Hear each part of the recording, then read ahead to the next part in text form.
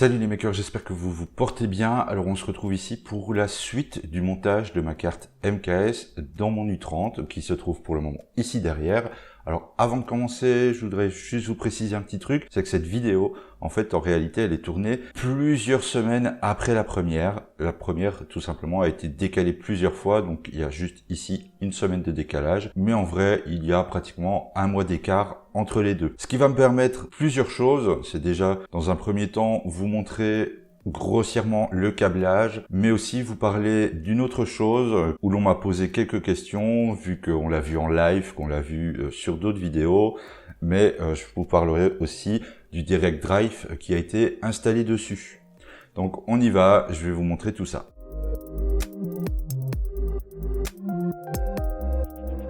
Alors juste avant de passer sur la machine, je vais juste vous montrer aussi une petite chose, à savoir, c'est que les cartes MKS en général, et celle-ci en particulier, vu que c'est celle-ci que je vais vous montrer, donc la MKS Gen LV2, ne rentre pas par défaut dans le boîtier qui avait été prévu sur les U30 au niveau des fixations.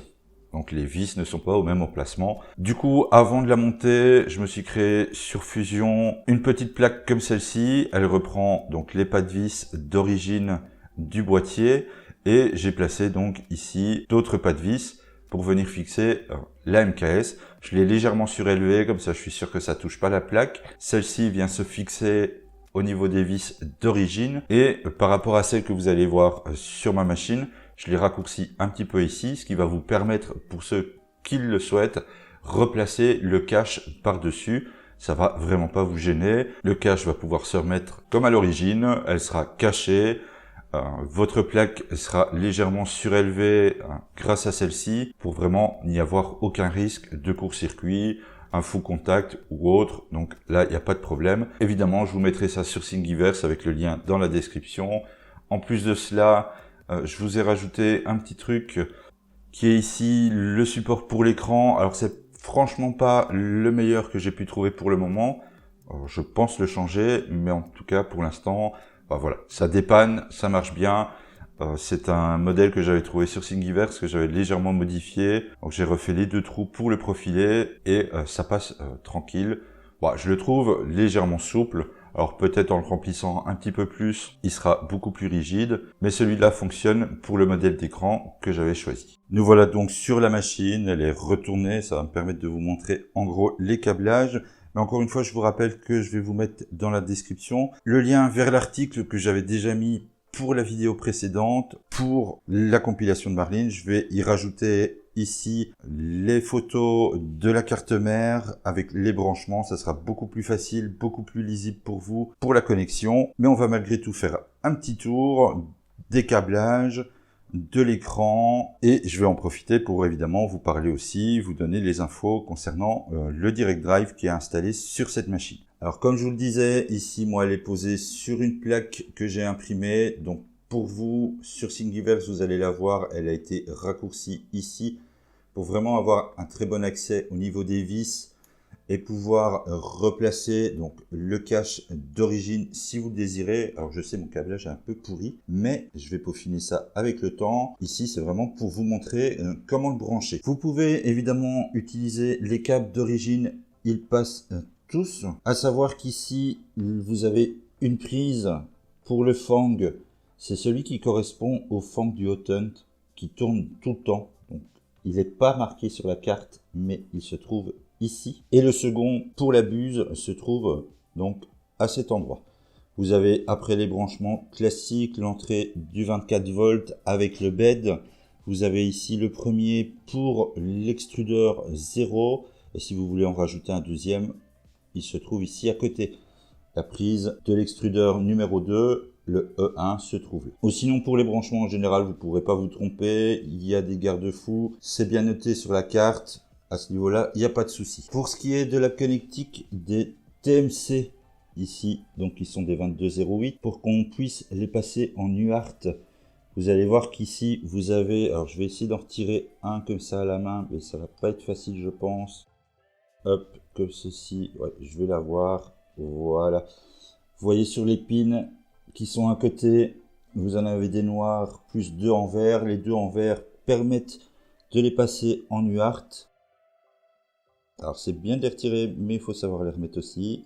Voilà, comme ceci. Voilà, ils sont placés. Au niveau des end-stop, alors n'oubliez pas que moi, je possède un BL Touch. Et à ce sujet, avant de continuer de vous les montrer, si vous venez d'une AlphaWise, d'une carte Vogue en particulier, il fallait rajouter une petite résistance sur le câble. Surtout, n'oubliez pas de le retirer, car ici, évidemment, il n'y en a plus besoin. Donc, retirez votre résistance si vous venez d'une carte AlphaWise, une carte Vogue, et vous allez pouvoir le placer ici. Alors, je vous mettrai les photos correctement, mais voilà, c'est pas très compliqué. Il y a juste ici à le brancher. Et le deuxième câble se trouve ici, juste en dessous. Si je dis pas de bêtises, c'est celui-là. Oui, c'est bien celui-là. On est bien en Z. Alors, on peut aussi, évidemment, récupérer les end-stop d'origine qu'on a sur les AlphaWise.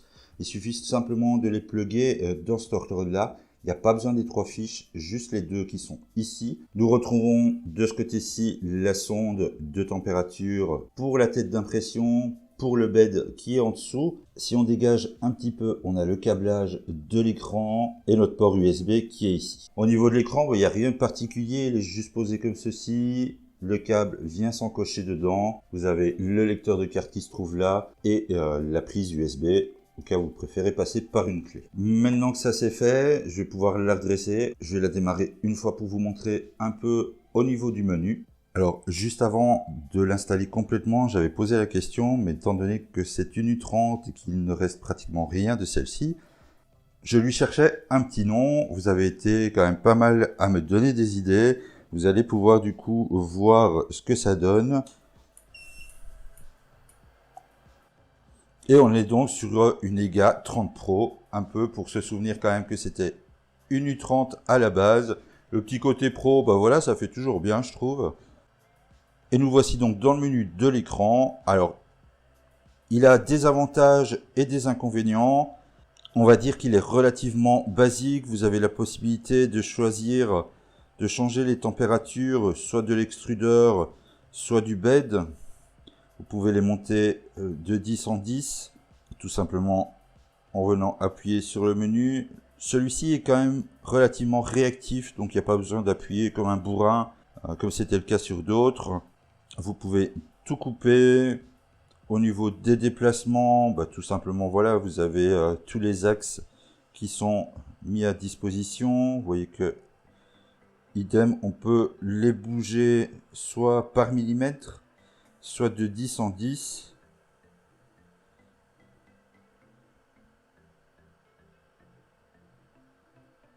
Et si vous écoutez bien, bon, il reste évidemment toujours le bruit de la ventilation, de l'alimentation, mais au niveau des moteurs, c'est vraiment ultra silencieux.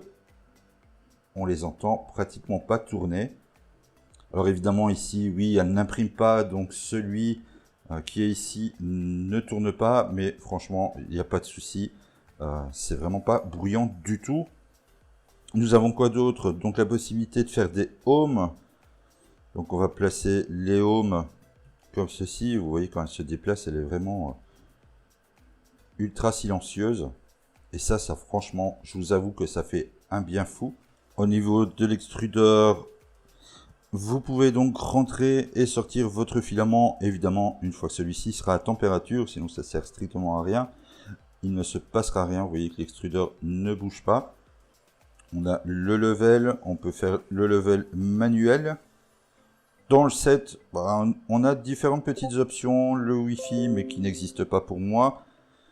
Les fans, on peut tout simplement les arrêter si on le désire. Là, je viens de mettre le radial à pleine puissance. Dans les settings, on a quelques réglages possibles. On a déjà, au niveau des files, on peut choisir sur quelle entrée on va lui demander d'imprimer. Donc, c'est-à-dire sur quelle carte ou quelle clé USB se trouvent les G-codes. Donc, soit SD, soit en USB. Le Wi-Fi, bah ici, je n'ai pas de module Wi-Fi. Le About, bah, c'est tout simplement pour avoir la version qui est dans l'écran. Donc, on parle bien de la version écran et pas du firmware de la carte mère. Faut pas oublier que les deux sont complètement indépendants, donc vous pouvez mettre à jour votre écran, votre carte mère séparément, les deux ne se font pas en même temps.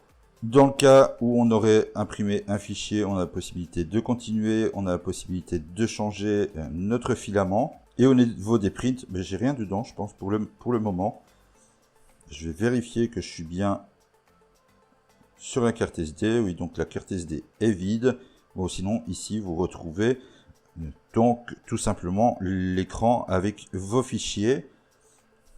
Et ici, dans More, ben, moi perso, j'ai rien. Ça vous donne la possibilité, lors de la configuration de l'écran, donc dans le fichier de configuration, si vous voulez rajouter des boutons, ils apparaîtront ici. Voilà, comme je vous l'ai dit, il n'y a vraiment pas grand chose à savoir au niveau de l'installation de la carte, de son écran et de son fonctionnement.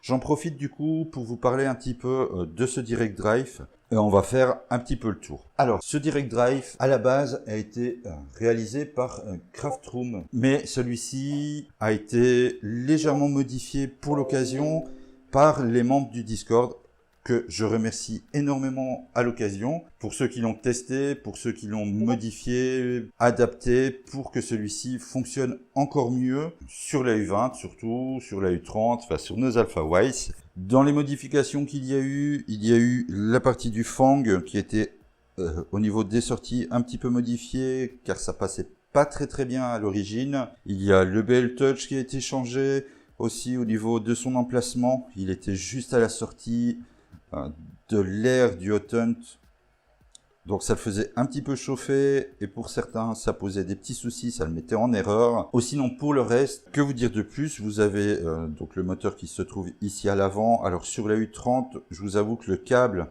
du moteur est légèrement trop petit, il lui faudrait 5, allez on va dire grand max 10 cm de plus, donc si vous avez des câbles un petit peu plus longs ça sera beaucoup plus facile. Ça passe, j'ai déjà pu monter jusqu'au dessus, mais bon, disons que c'est pas très propre. On a le câble ici qui se balade. Il y a ici une plaque à l'arrière qui va vous permettre de serrer donc vos câbles. Cette fois-ci, par rapport aux autres Fang qu'on avait l'habitude d'avoir, que j'avais l'habitude d'avoir, le ventilateur ici est devenu un radial. Alors c'est très simple en plus à démonter. Regardez, hop, on l'enlève. Voilà, il n'y a pas de fixation. Il se glisse dedans. Il est bloqué directement par le Fang lui-même. Alors à une main, c'est pas toujours évident, mais voilà, il est clipsé dedans. On a évidemment une vue totale sur la tête d'impression. C'est ce qui intéressait certains, c'est d'avoir une vue complète sur celle-ci. Je ne sais pas si la mise au point se fait exactement là où je le veux. Voilà, comme ça va mieux. Mais là, vous avez donc une vue sur la tête. Et au niveau des montages, alors il y a des petits trucs qui sont sympas, d'autres qui sont un peu plus embêtantes. Mais sachez qu'au niveau du Fang, lui, il est très facile à avoir accès. Si vous devez faire une modif ou ne fût-ce que le régler sur son inclinaison, vous pouvez le monter et le descendre. Donc vous pourrez l'adapter par rapport à votre tête. Il vous suffit tout simplement de retirer ici le blocage qui est d'un côté. Hop, comme ceci. Alors je vais juste poser, hop, comme ceci, le téléphone qui me permet de filmer. On va retirer donc le radial qui est ici, et pour sortir le Fang, il y a juste la petite vis du BL Touch à retirer un petit peu, pas besoin de la retirer totalement. Et votre Fang est sorti et vous pouvez aller chipoter à votre tête si besoin. Et quand vous avez fini, voilà, tout simplement, vous revenez, vous le replacez dedans, vous revissez bien. Et voilà, celui-ci ne bouge plus. On peut récupérer le radial. Et je le reclipse dedans. Voilà, c'est terminé. On replace la petite sécurité ici au-dessus. Et voilà, c'est terminé. Le Fang est remonté. Donc nous, voilà. Il marche plutôt pas mal. Niveau flux et tout, c'est vraiment sympa. Déjà, parce que c'est un direct drive, ça change énormément de choses. Pour vous donner des exemples, j'ai imprimé dernièrement du TPU et franchement, voilà, c'est nickel. Vous avez le TPU qui rentre ici, il est directement injecté dans la tête. On n'a plus de soucis de rétraction.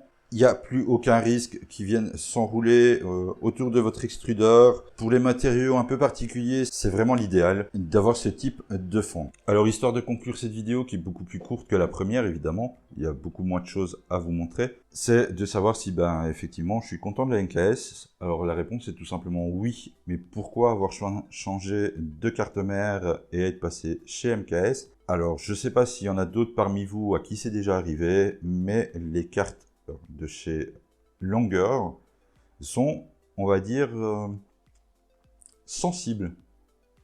Et j'en ai déjà grillé, depuis que j'ai cette machine-là, au moins 3. Alors je ne dis pas que celle-ci n'aura jamais le même souci, mais ces derniers temps, voilà, elles ont grillé une après l'autre sans raison particulière. Et si vous êtes déjà passé par là, vous savez que les cartes de chez Longueur sont vraiment pas données. Elles sont relativement chères, je trouve, par rapport ici au kit complet de chez MKS. Là, pour moins cher, vous avez ici un écran, vous avez la carte mère, et la carte mère toute seule même coûte beaucoup moins cher qu'une carte Vogue.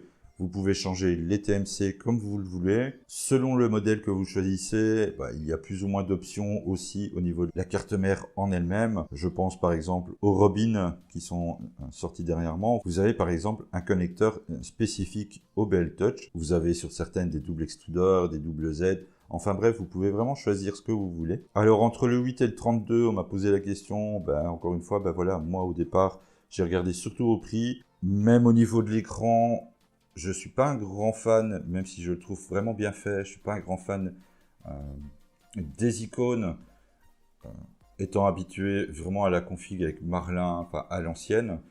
Ça au cas où, si jamais, optez plutôt pour l'écran LCD plutôt que le TFT, si vous préférez avoir un menu complet de Marlin dessus. J'avais déjà des cartes en MKS, par exemple pour ma CNC laser, c'est une carte MKS.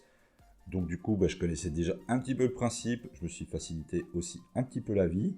Mais dans l'ensemble, voilà, ça fonctionne super bien. Les TMC rendent les moteurs ultra silencieux, je l'entends encore moins qu'avant. Il reste encore une fois toujours et le même problème sur toutes les machines, le ventilateur de l'alimentation qui fait vraiment énormément de bruit. Ou sinon, je suis sûr que le jour où je vais me décider à les remplacer par des puits silencieux, ça sera vraiment le bonheur intégral. Donc voilà, si vous avez des questions, n'hésitez pas à les mettre en commentaire. Je vois que vous êtes nombreux à regarder les vidéos, vous êtes 63% de non-abonnés à regarder les vidéos de cette chaîne, donc n'hésitez pas, profitez-en et appuyez sur le petit bouton pour vous abonner, ça fait vraiment plaisir et ça aide vraiment la chaîne. Ou sinon, on a aussi le Discord, que je rappelle à chaque fois maintenant, car je ne peux pas répondre à tout dans les commentaires des vidéos YouTube. Et en plus, bien souvent, c'est du cas par cas. Et on commence vraiment à être nombreux sur le Discord, à pouvoir filer des coups de main à peu près à tout le monde, dans pas mal de cas, dans pas mal de situations, que ça soit slicer, que ça soit compilation de machines. En plus, on a des salons vocaux, ce qui aide vraiment pour s'entraider. Donc, n'hésitez pas à nous rejoindre. Je vous referai aussi bientôt une petite récap sur le Mario qui avance plutôt pas mal. Il est juste là à côté, je vous en dirai plus bientôt. Et moi je vous dis à bientôt dans une prochaine vidéo.